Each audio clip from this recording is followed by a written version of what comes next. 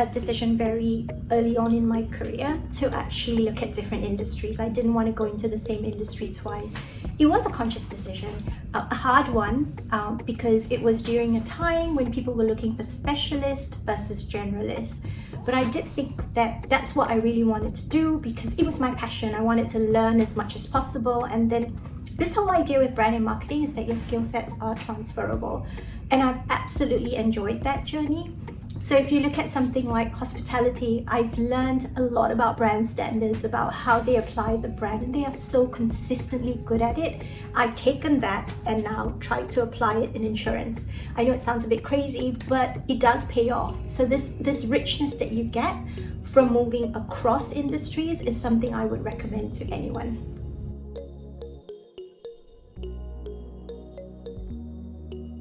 So with age comes experience. Starting out, I always had this thing about downplaying my skills, right, and my achievements. And that's partly because I grew up in a culture that was focused on humility, right? It was always about the we and not the I, right?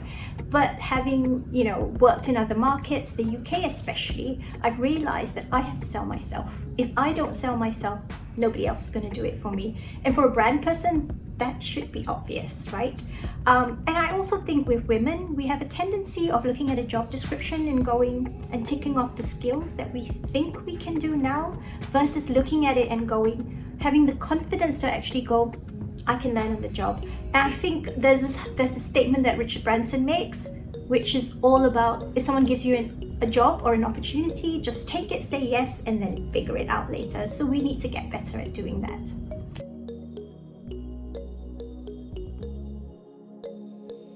This is a topic that probably warrants a discussion on its own. There's so many areas you could go into. The key one though, which I feel is critical, is the fact that brands need to straddle this dimension between relevancy and future-proofing. And with future-proofing, I'm not even talking about 10 years from now, I'm talking about 2 or 3 years from now. It's this whole idea that, change is coming. Our environment is changing so quickly. And it's not so much about anticipating the future. I think a great brand can do that, but it's more about being able to react quickly. This change is going to come in waves and you have to be able to turn with the tide to actually meet it. I think a great example of relevancy and future-proofing is probably Jeff Bezos and Amazon. He started out as an online bookstore and he just wanted to conquer the world, and I think he has. You kind of have this whole marketplace now, and Amazon has even moved into Amazon luxury, selling designer products and goods. And with Alexa and everything else, he's just embedding it into your daily life, right? So it's this whole idea of being able to react to consumer need.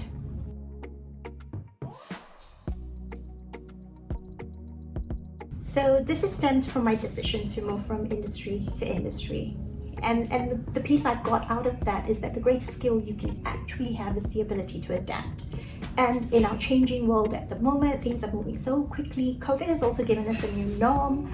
And so, the ability to actually deal with uncertainty and ambiguity are core to that, right? And if you can master that, I feel like you can move into any role and feel comfortable as well.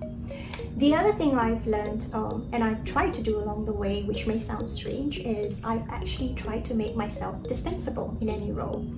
And my thinking is really that if you are indispensable, then there's no room for growth for you anymore. You've learned that role, the company relies on you to do that just one thing, then what's the point really? Where is your career growth? And I've actually been in roles where I've made my role redundant, strange but true.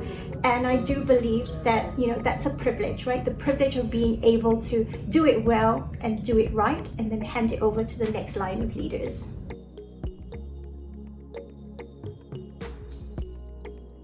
So to younger Theresa, it would be a case of don't be afraid to have a differing point of view. And also, put yourself in uncomfortable situations because that's when the growth and the learning happens, right? To Theresa 10 years from now, it's probably going to be the same. It's, put yourself in that uncomfortable position and get down to that thing that you've always wanted to do, which is write a book.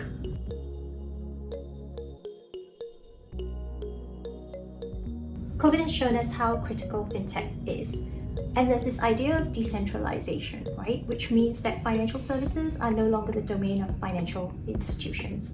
Take IKEA as an example. They've moved into buy now, pay later, which makes absolute sense because they're playing in a space where the customer operates versus where the brand operates, right? And I think what's going to happen is you're going to see more and more of this happen. It's going to become so seamlessly integrated in your life that you're not even going to be aware that it's there. And that's going to be the greatest part of fintech. I think it has a really great role to play in terms of moving customer choices, making the right decisions, and also shaping lifestyle.